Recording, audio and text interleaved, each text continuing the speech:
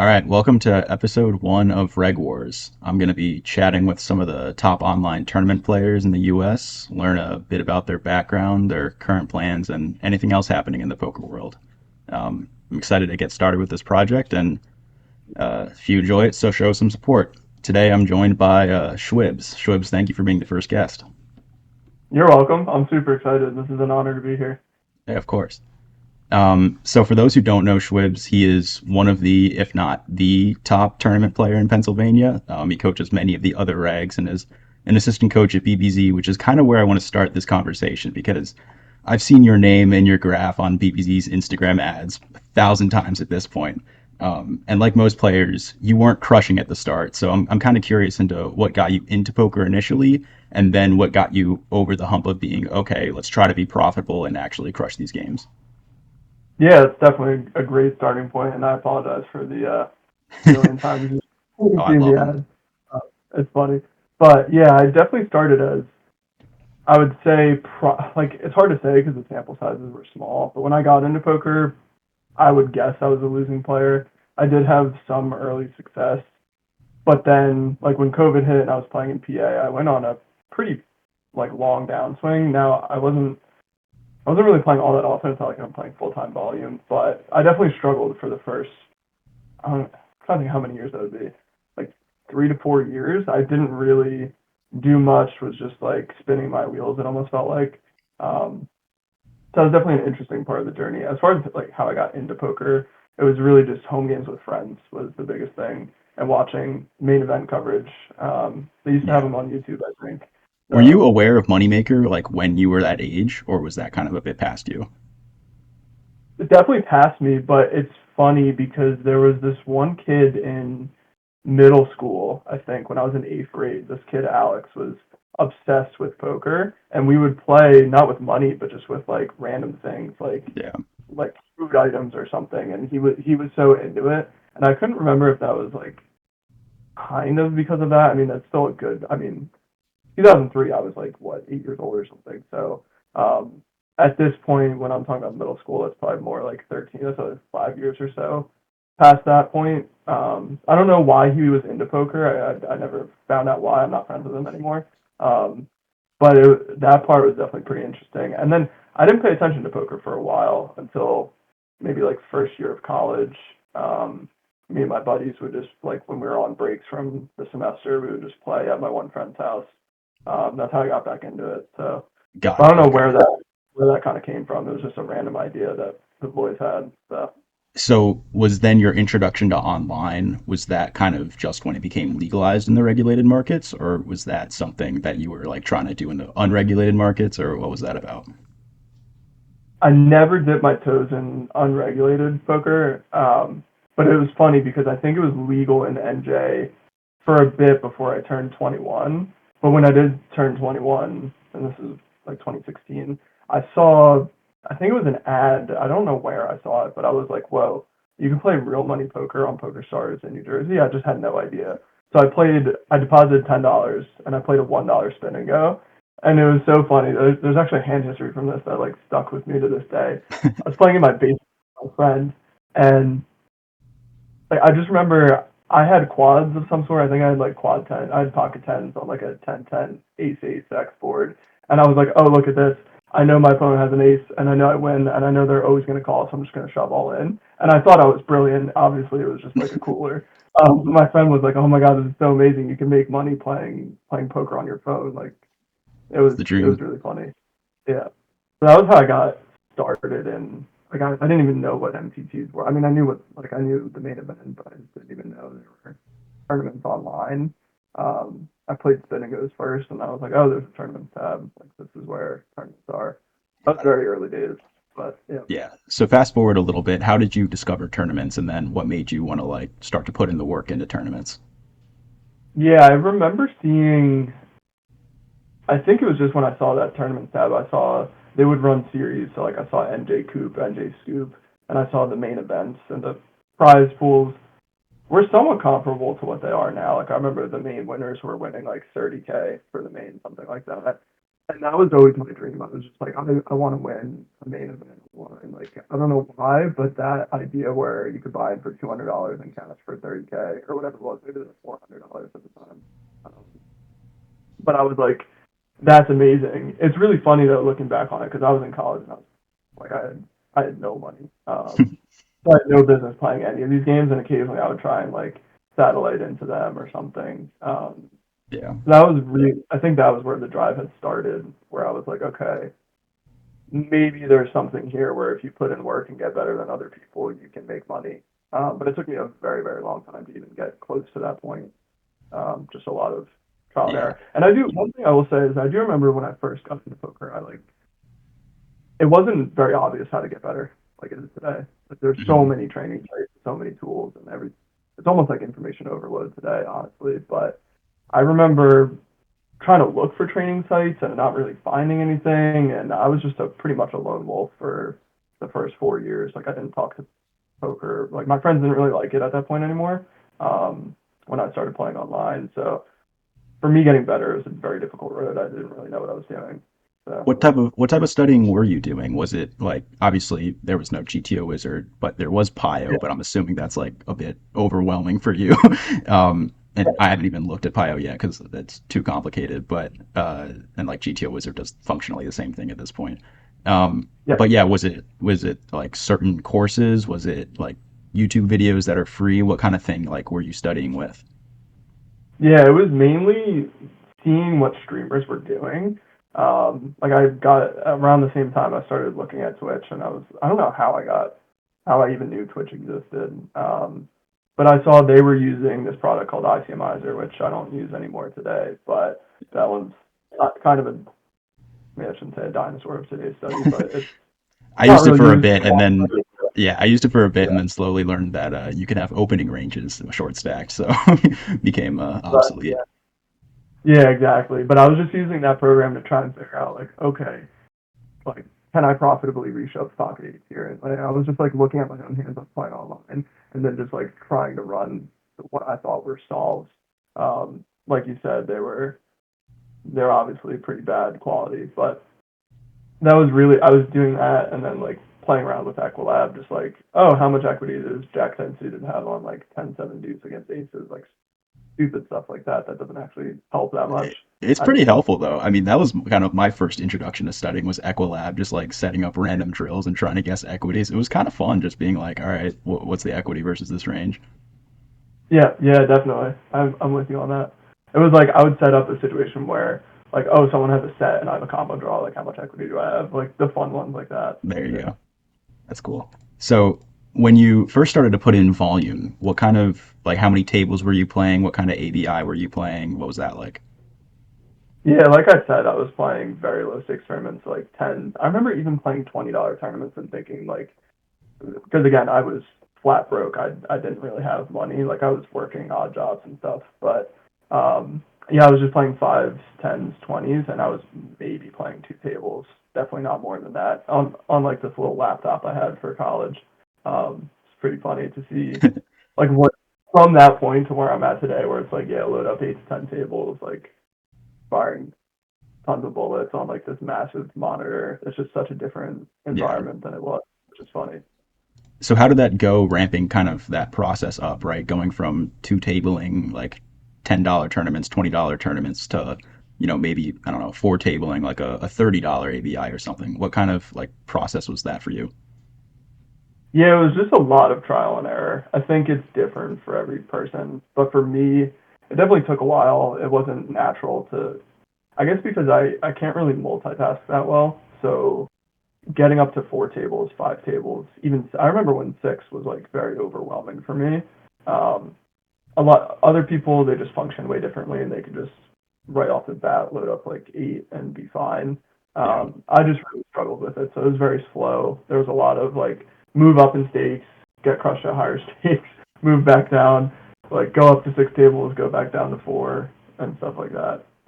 Yeah. So yeah, it was over such a long period of time. Yeah, It's a muscle you have to train. Like I remember last year thinking like four tables was damn near impossible, and then I like was really training the muscle, and then like 4 months ago I was playing like 15 tables on ignition, and Oh, now I no. do like 8, 10 tables max, and I can't even fathom doing 15 tables like that. That would just overwhelm. So it's truly is like a muscle you have to keep working at. Um, Yeah, 100%. And as you think about the game a bit differently, it changes things. Like anyone can pull up, 15, 16 tables, and like if they're not deeply thinking about what they're doing, what their strategy is, then that's easy. But I feel like the better people get, they're like, oh, okay, there's a lot you can actually think about. Um, mhm. it's obviously hard. Like it's really hard, especially if you try and play a pretty high defib style. Like if you're trying to play 30% of hands that you're given roughly, Yeah, and you have 10 people up, like that's way harder than some reg who's like a 20% defib. Like they obviously can do it way easier because they have less decisions. But, I also think it's pretty bad for skill development. Like, I was lucky enough to chat with Leon Sturm because I worked at GTO Lab with him, and I talked to him for an hour and just like picked his brain. And really? one of the things that he said was early in his career, he kind of regretted how much he just like filled table space just for the sake of filling table space because you don't process your decisions at all, right? You're not thinking. Your skills aren't getting better. So that's why one of my goals was like 10 tables and under, like max this year. Um, yeah, it sucks if you're just like clicking buttons on 24 tables. You're not learning. You're just auto c betting everything, and then like maybe you'll get a turn and you're guessing. Right, right. Yeah, makes sense. Dude, that's awesome that you worked at GTO Lab. I didn't know that. How was that, if you don't mind me asking? Yeah, it's just part time stuff. I like help with social media, help with coaches find like hands for coaching review stuff. It's really cool, and it's honestly kind of the perfect like poker part time job because I wouldn't call myself like full time poker. I'm just, like just Mhm. playing a shit ton of low stakes, and I'm doing like a master's program part time, but I'm playing a pretty high volume, and it's nice to have some steady income on the side rather than relying on poker results. And even if I were to like be quote unquote full time poker, um, having side income is amazing, and working with those guys is incredible. Like like being proximate, like having that proximity to people like that is just absurd. Yeah, that's an amazing setup. That's actually like a side topic, but something I really realized over the last year was trying to surround myself with the highest level players that I can. It's such a big difference maker in my game, and I think that is something that really helps. Maybe we get into that later, but Yeah, that yeah. was definitely something. Yeah, Um, interesting. well, yeah, I'm sure you work with like you're pretty close to BBC and those guys, right? Like I'm sure you talk hands and like do strategy stuff with them a lot. Yeah, definitely. I'm very active in the seminars and active with the coaches and stuff. So I get a lot of exposure there, which is really nice. Yeah, that's sweet. So flash forward a little bit to today. Now you're top player in the field you play, but you don't play full time. And I think you've said before you don't really have a desire to play full time. Is that true? And kind of why is that? It's not fully true. Like a big part of me would want to give it a go. Um, there's a ton that goes into it. So I can give some background about myself. I am now married. I got married in November. Just Congratulations. thank you. I appreciate it. Just closed on a house yesterday, actually. So that's Oh, another big thing. congratulations. Oh, That's awesome. thank you. Yeah, so a lot going on in my life outside of poker, and I do have a full time job. So it's it becomes an opportunity cost question for myself, a quality of life question for myself and for my wife, um, about giving poker a full time go. There's just a lot to get that I would be giving up potentially, and to basically end up in the same boat. Like what I have going now, poker part time and full time job, like that's a pretty tough boat to beat. Yeah. So yeah, it just becomes an opportunity cost equation, and I haven't seen like that. I could see reason for doing it, but it's just not abundantly obvious, and there's more risk associated with it. Doesn't mean that that's inherently bad, and I'm not risk averse by any means, but there's just it's a lot to like really contemplate. Whereas I think, for example, if I look at my younger self and say I was 21, I was single, I didn't really know what I wanted to do with like career wise. Like that would make perfect sense. Like, yeah, give poker a shot. You have nothing to lose. But at this point, with where I'm at in my life, there's a lot to lose. So Yeah. that's the main reason why I haven't done it. But No, that obviously makes a ton of sense. And even then, for like the games that you play, or like even most of like the Stars or PA schedule in general, like it's all kind of after work hours anyways. So it's not like if you were to just quit your job, then like what games do you get to play the Hot 50? It's like okay, like you could probably just do that on the side at work anyways. But Yeah. yeah, there's not too much of a benefit, I don't think, to being able to play any like daytime hours. Maybe you'd have more time to like study, but you're probably already at the point where you know so much from studying that it's like the marginal benefit isn't really worth it. Yeah, I could definitely put in more study time. The other thing is I could do a lot more with the coaching business. Like that would be if I were to go full time, it'd be like, hey, I would do a lot more work with coaching. Like I don't know necessarily about staking, but maybe like coaching for profit type of ideas I could run with. Um, Also, I would just play way more weeknights, Yeah, or even nights too, because that's the other thing is I probably average 1 to 2 nights a week at this point. I'm trying to put in more volume, but I don't. I probably play 2 nights a week on average, and that's just because it's hard to do four when I'm going to bed at 1, trying to wake up for work, and like yeah, I have other stuff going on in my life. It's just not really feasible to do all that and take care of myself, like find time to work out and stuff. It yeah. can You're become a lot. already Yeah. staring at a screen for like all day during work. You don't want to just get off work and be like, all right, 8 hours more screen time, no getting up. Yeah, it's draining. So So I try. got it. So if your goal isn't to play full time, do you have, or I guess it kind of is, but opportunity cost, but do you have goals in poker, like a level you want to hit or something you want to reach now? If it's not to just like, go full time? I've given it a good amount of thought, especially in the last, I would say, month or so, because I'm in this study group and we've been doing a really good job at like giving monthly recaps and like identifying where we can get better, what our leaks are, where we want to go, what the goals are. And it's a tough question for me to really pin down because it's like, well, I know I'm never really going to give like live poker a shot. It's not to me. It's not really for me. So it's not like okay, the goal is to play Triton high rollers. Like that's not Yeah. who I'm going to be.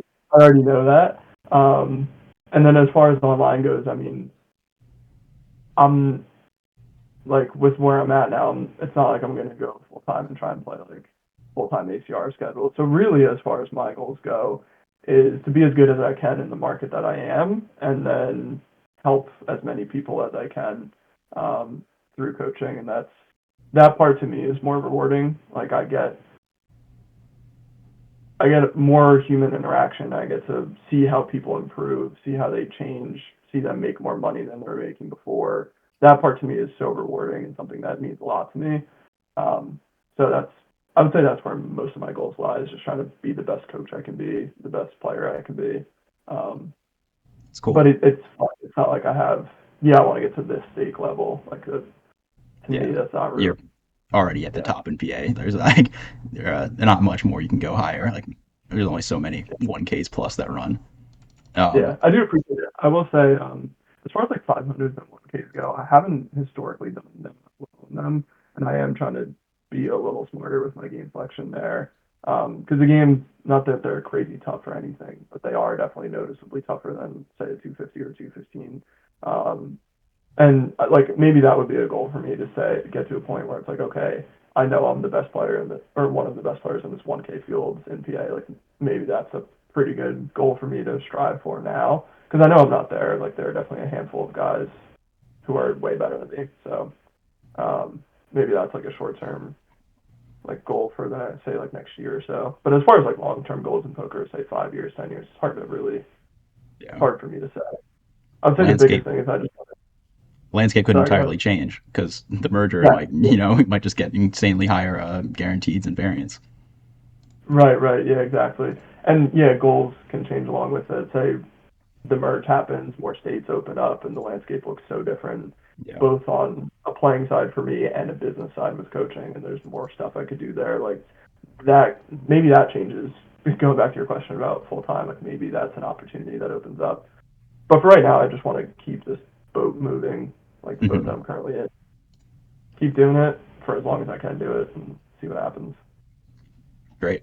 So someone in PA asked for coaching you're usually the first name that pops up. You're the first person I got coaching from, and only person I've gotten coaching from.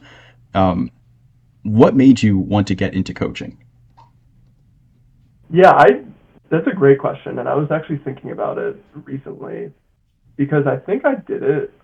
I started coaching a little bit earlier than maybe I should, and not from a negative perspective, like I wasn't able to do it, but I had success for say I think it was about a year, yeah, because it was November of 2020 when I really got ingrained in BBC, like started studying all of their content and got into the seminars, got a one-on-one with Jordan, and then fast forward a year to November of 21. That was when I had my first coaching session as a coach, and I think the main reason was I got to a point where I was like, okay, I feel like I understand this material enough to where I can teach it.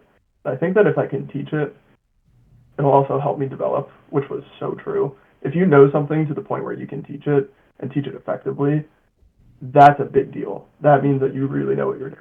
So that was the main driver. And it was never really like money related. It wasn't like, oh, I want to coach so I can make money. I mean, I track what I make from coaching and it's very nominal. It's like not really moving the needle, you know what I mean? Like Mm-hmm. it's there, it's good side income for sure, but it's not like, oh yeah, I'm doing this so I can profit from people. Like that's obviously not the goal. The Yeah. goal is to make people better and see improvement in them. Um, so that part of it, that was another part was like I didn't have that outlet in my life um, to where I could like use creativity and see people change. So that was definitely a big part of it for me. Yeah, it's a cool process. And I think, like what you said, coaching is an incredibly underrated way to stay sharp and study yourself. Like you get so much of a benefit off of reviewing things your own way, and then like getting prepared to explain it to somebody else. Um, Little background on me: I was on the debate team in high school, and most people view it Nice. as like public speaking, which it is sometimes, but at like a nationally competitive level, it's much closer to a strategy game like poker or chess. Um, and I coached a ton in college, and it's so rewarding watching others grow. And it's not like I needed like the skill to get better at debate since I was out of high school, but like my skills from just coaching were just like growing and growing. So I Yeah. can definitely see it. Like even now, like I'm not like the best poker player, even like a great poker player, but I could see like coaching somebody who's new, like that would be such a benefit for like a very cheap rate, just being able to be like, all right, here's certain flops that you should see bet range. Here's certain flops where you should check or bet, right? Like that stuff is Right. just such good review for yourself. Exactly. Yeah. It's almost like you're studying while you're doing it in a way, and it's also reinforcement of what you already know, so that when I go to the tables and tomorrow or the next night, it's just like I feel so confident what I'm doing. It's like that whole review process really helps that. Um, there was also one other thing I was going to mention, but kind of forgetting. Oh yeah, getting exposure to how other people think. Like even if they're like obviously a coach would be coaching someone who's obviously not as skilled in the game as them, but even just hearing how they think about spots is so helpful. And if you're not only doing it with one person, you're doing it with say 5 or 10, and like now you start to really get a sense of how people play. And Mm-hmm.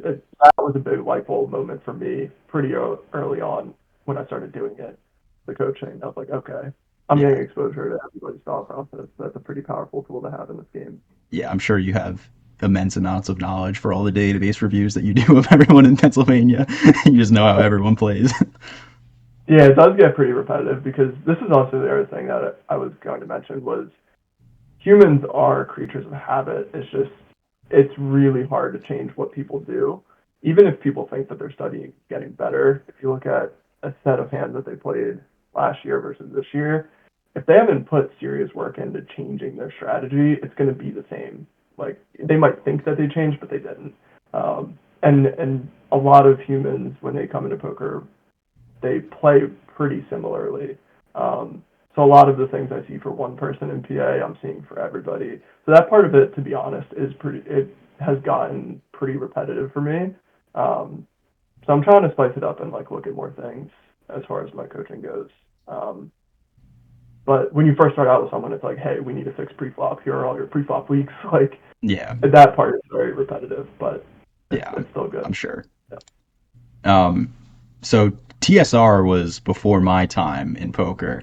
But I believe my actual current study group was born out of some people initially in the TSR Discord group, just to kind of like, study on the side more. What was it like? How did TSR get started? What was it like kind of operating that group? Because it seemed like you had like almost all of the PA people in there. Like you had streamers, you had coaches, you had pretty much the whole community working for you guys. Yep. Yeah, so I didn't start it. It was started like well before me Got it. by Groon and by Homie. I think them two were the main two who started it, and the main idea was, like you said, get work with streamers, get coaches, and just have a very interactive, positive environment.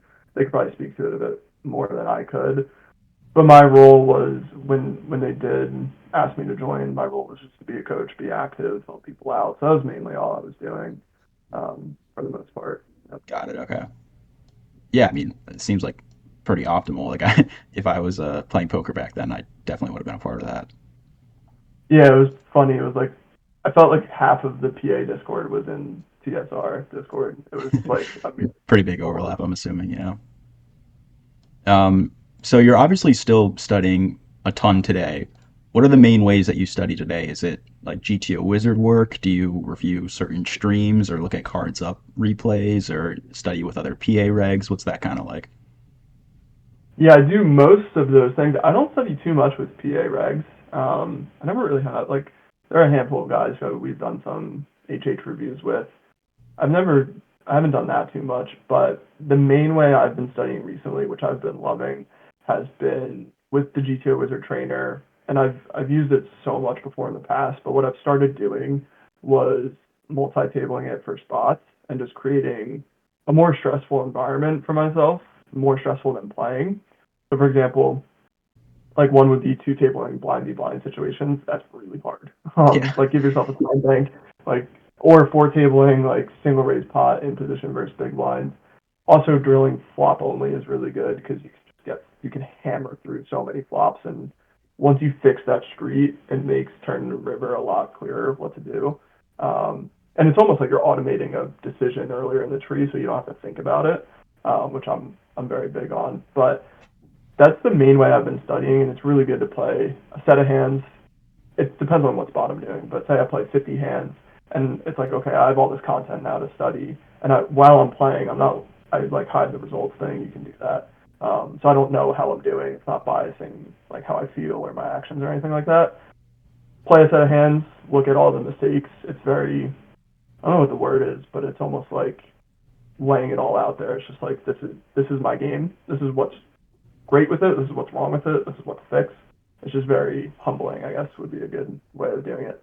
yeah. Um, I might yeah, have to add that into my arsenal because I have tried a few times using like the multi-table feature, but for some, like I guess the way that I feel comfortable studying and like you said, kind of putting yourself in out of your comfort zone is like looking at each individual spot and then kind of reviewing that spot like directly after it, look at the range and be like, okay, and then go on to the next one.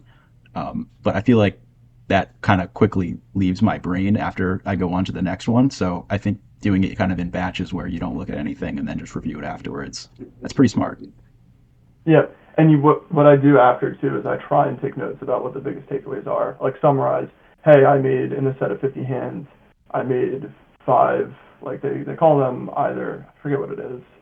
It's like not the incorrect plays. It's like blunders, and another one's like a warning symbol. I forget what it's Yeah. called. Like wrong play. But it's like, hey, I made five wrong plays, one blunder. Like, go through them and try and summarize what's the theme. Because I'm big on like the way to not study is don't play a bunch of hands, look them up, and then just move on. Because you're not gonna memorize what's in that solver output and then be able to apply it in game. You need to think in terms of systems, in terms of heuristics, in terms of themes. Yeah. So I just try and summarize, hey, what's the theme of what I got wrong? It's like, oh, I overfolded three spots or something like that. Or I sometimes it's me overcalling. Actually, on average, it's me overcalling. But anyway, yeah, that's like generally speaking what winds up happening. Yeah. The pattern recognition part is huge. I think that's the way that I learn the best is just like drilling spots and seeing, like, just getting comfortable with it. Like, I don't know. I think, yeah, obviously you can't memorize like exact things of every single spot. So it's not really at all worth it. Like maybe you can memorize like board types, but like after that, you can't memorize like these are the hands you memorize or you check raise on this board, or these are the hands that you bet 90 on this board. That's just Yeah, like yeah, not exactly. fathomable. Yeah, yeah, yeah. And also another thing that I thought about in terms of, I would say the biggest impact on my game studying. This was a while ago. I don't do this anymore, but this was before GTO Wizard. I used Pio. I ran all of my own sims, and I did a lot of aggregated report work. It My job helped me with that because it was very very data oriented, Excel oriented. So it was something I could understand. And I think doing that work was so impactful. I got an understanding how do solvers work, how do the inputs work, how do the outputs work, what do they mean, trying to understand all of that as opposed to someone fresh loading up GTO Wizard and looking at what the big blind flop strategy should be. Like that's on one particular flop, like that's going to be really hard to connect all the dots throughout. So Yeah. I would say aggregated report work is like the number one way, to be honest, of studying, and then after that, doing the trainer stuff. So that's mainly it. And then I do some like hand history reviews, like you mentioned, cards up, final table coverage, like my study group. That's none of the study group, by the way, it's in PA. It's all like other US players and I think one international player. So Cool. yeah. Yeah. Is there any reason you don't study with PA reg? I mean, obviously the obvious answer that comes to mind is you don't want your game being shared with other people in your pool. Is that something you're conscious about, or is that something that just came across because you were working with BBC a ton initially? Yeah, it wasn't really that conscious to be honest. And like I've been friendly with like a lot of the PA regs too for sure. Like I've met them in person. We have good relationships and stuff. But Yeah. yeah, it was never conscious of like I don't want what I'm doing to be shown because I did used to stream too. But the more I think about it, like now, for example, you're 100% right. Like to be honest, I wouldn't really want to study with other regs in my pool because it's just too much. It would probably be too much information being given away. And the same thing with streaming. I don't do that anymore, partly because I don't enjoy it. But the main reason is I don't want to show this really small market exactly what I'm doing. Even if it wouldn't impact like my ROI too much, it's still not worth it to me if I don't absolutely love it, and I don't. So um, I would say those are the main considerations for me. Um, but yeah, so I saw Lavin and Sleevey both hopping back into the streaming streets recently. I guess you don't plan on hopping back in yourself if you're not trying to show your 8 tables playing in the PA pools that are 50-man fields. Yeah, exactly. Not for now. Also, too, my apartment setup is not really conducive for it. Like the room that I'm in is like right next to the room where my wife sleeps. So if I'm trying, like she can hear me talking if I'm trying to stream. So it's just not Yeah, yeah. a good setup. It would be potentially an option. We've been fun, um, but it's not something I'm really planning on doing. Looking forward to. Got it. All right, let's switch gears a little bit and let's talk about the merge. When's it happening? Before or after July 1st? What do we think here? I'll take the over. I'm always taking the over on this conversation. Yeah, I mean, like a few months ago, I bet people set the line, or I think I heard Swag, maybe? I don't know. Someone set the line at like mid May. I don't know. I was like, yeah, people were saying it might be before that. And now it's just like, I can't believe it to be mid May. Yeah, yeah. um, I don't think either. you have any thoughts on kind of like the benefits or like side effects of the merge? What might happen to the player pools? I know there's been tons of chatter in the PA Discord about like, what the side effects are to ROIs, to volume that might be available, that kind of thing.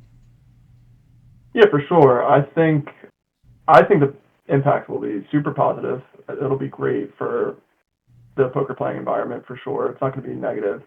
I think if you have a certain ROI now, I don't see that changing with bigger fields because the player pool, like we're in a somewhat mature market in PA. It's been around for a while. It would be merging with other mature markets. So what changes? I don't think much. I mean, yeah, newer players probably join at a quicker rate, so maybe the games get slightly softer potentially. I don't think they get way harder though. So if you were to ask me to pick a side, I'd say they get softer. Variance obviously goes up, so that's definitely a consideration. Um, but yeah, I just think like, for example, if I take myself, it's like okay, I have historically have like, I don't know exactly what it is, but say it's like 40% ROI at 200s in this field type. Like I don't see that changing at all. Yeah, Yeah. like there's no way the Michigan, New Jersey markets can be that different, right? Like I feel like they They're might. not, no. And, yeah, I've played them plenty of times, and I see the play in them too. Like occasionally, I don't as much anymore, but I'll pop in the stream stuff from Yeah, those markets. And well, I also coach some people in those markets, so I see how they play. Like you know what I mean? It's the same. yeah. New Jersey is like more mature, I guess, than Pennsylvania, but also I feel like New Jersey's one of the states that has the most kind of recreational gamblers. So it's like, Yeah, it balances out, I guess, and there's still a decent amount of recs who are have other jobs that they can sustain playing in the fields. yeah, exactly. 100% agree. So I'm a little selfish because obviously the variance increases. I'm becoming a bit more skeptical in the operator's abilities to increase the volume of play, at least at the mid stakes where I play. Because it's there's no doubt like the merge is good for poker, and but I'm trying to build a bankroll, and the lower variance small fields here are amazing. Like I was playing on Ignition in Chicago for like 4 months, and my BB per hundred was quite high, but I was break even over 3 4 months because my average field size was probably like 800 to 1,000. So Yeah, coming back here has been insane. But yeah, I just really hope that they offer more like $20 to $100 tournaments throughout the day rather than just keeping the existing schedules and making like the guarantee just double or like 2.5x what they are now. yeah, yeah. It's really hard to say if they will add a lot more events and beef up the schedule.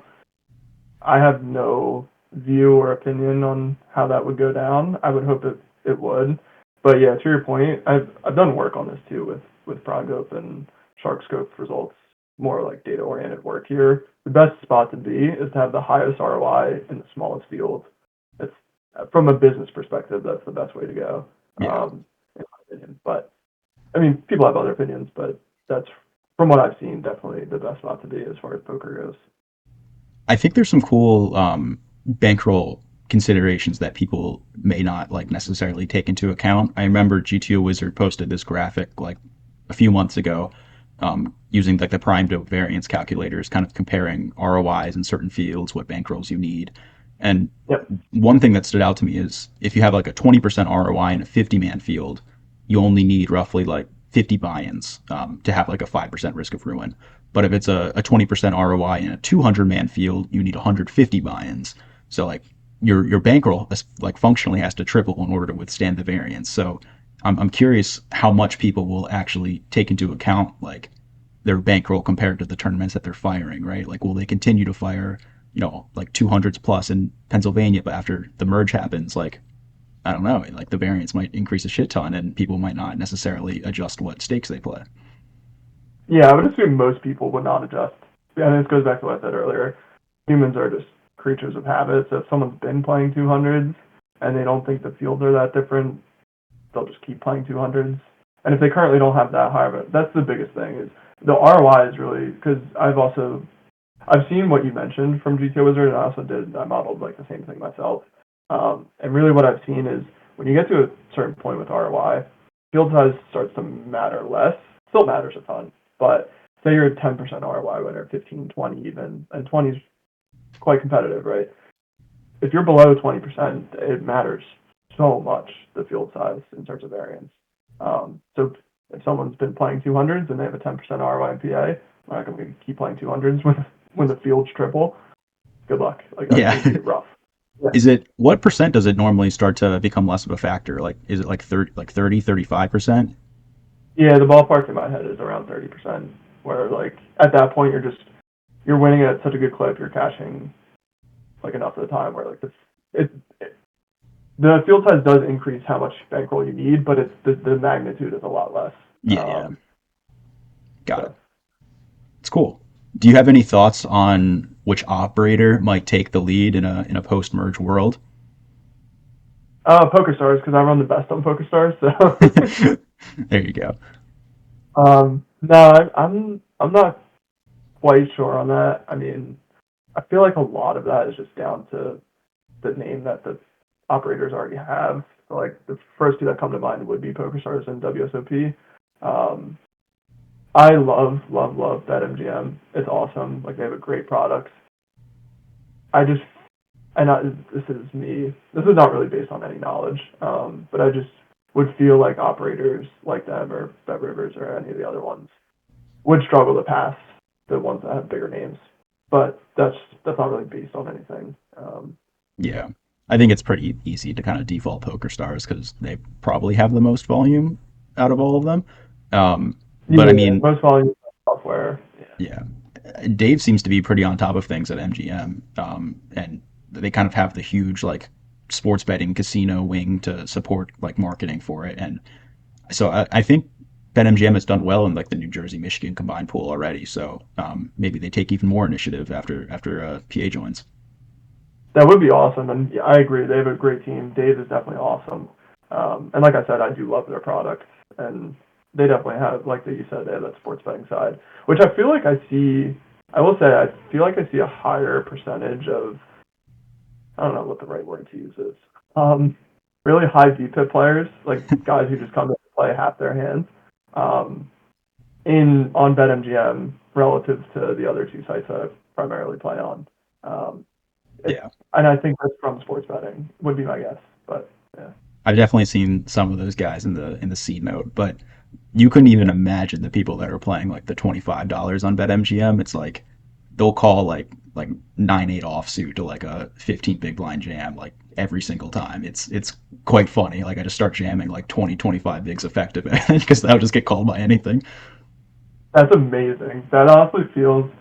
I mean, I didn't play it this time, but that feels like what it would feel like when Black Friday happens, and like people didn't Literally. know if the money was real or not anymore because like outside of the U.S.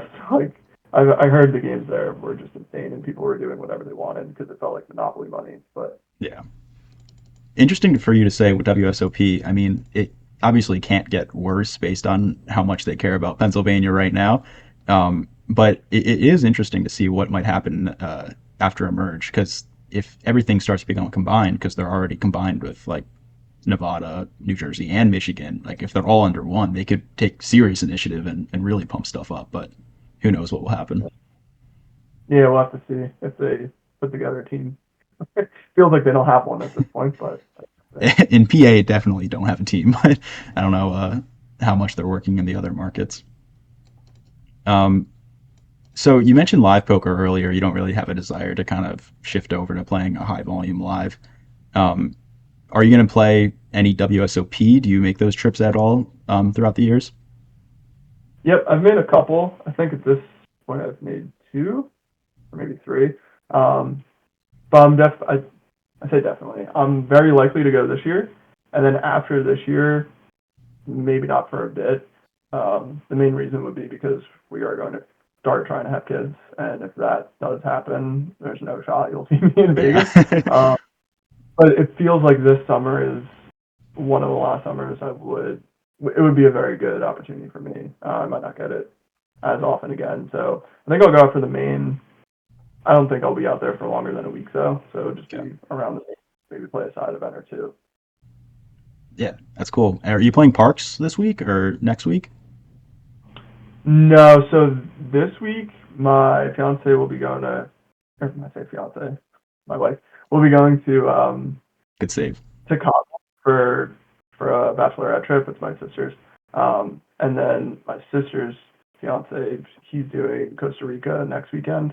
So this weekend I'm just playing online all 3 days, and like I looked at the park schedule and it's like okay, the final day is on Monday. That's when I have to pick my wife up from the airport, so it's not really something I want to do. And then also, I would much rather play 3 good days of online as opposed to like it almost feels like wasting my time at parks like to play 1 750. Like Yeah. it's to me from a business standpoint, it's just not the same opportunity that I have. Okay, play 3 nights in PA. Have I don't know what my total buy-ins would wind up being, but it'll definitely be way more than that and have a good ROI at that. Like it's just a much better decision for me. And then Yeah. yeah, next week I won't be around. even for like me, and I play like low to mid stakes online, it's like a 750 live. Like I don't even know if like that would be worth my time if I can play like 10 tables of $20 tournaments. Like like I'll probably have a better hourly and not get sick and have to sit some next to some weirdos all day. Yeah, exactly. And it's always, to me, it's always quite miserable playing live. And also, that's not where my strengths lie, really, I would say. So I don't enjoy it. It's not a good business decision. So that's why I don't see myself ever playing much live poker. Yeah. How many tables are you? I think you said 8 tables usually now when you play online. Is that roughly the same? Do you want to increase that or lower that? Yeah, definitely don't want to lower it. My sweet spot, I'm very, very comfortable with 8. I feel like I can definitely play my A plus game with 8. I do at certain points in the night have 9 or 10, and it seems to go fine. But if you see me starting to tank a little bit, that's usually why. Um, so I don't. Maybe I should try and train myself to get up to 10 comfortably. I am gonna get a new desk setup when I move, and I think that might help a lot because I'll get like 2 higher quality monitors. Maybe I could fit more on one screen at a time, so like that could help. But I don't Yeah. have goals of getting up to 12, and I'm definitely not lowering. I mean, for the stakes that you play in Pennsylvania, there can't be like that much more tournaments that you can add, right? Like 10 tables probably like it has all the good stuff. Yeah, if I'm adding anything more than that, it's because I'm adding like a 30 or something or a 50. And Yeah. my buying range typically is like 50 to, well, if there was a 1K, I'll be playing a 1K, but like 50 to 250.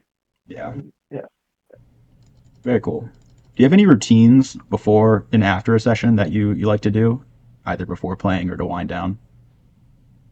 I really do like going for walks before I play.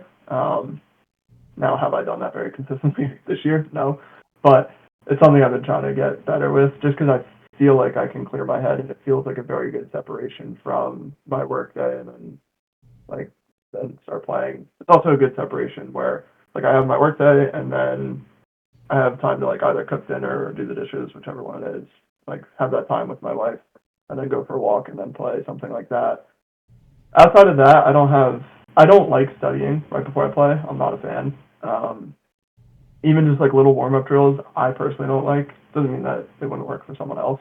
Um, I just if I'm ready to play, I just want to hop in really. Yeah.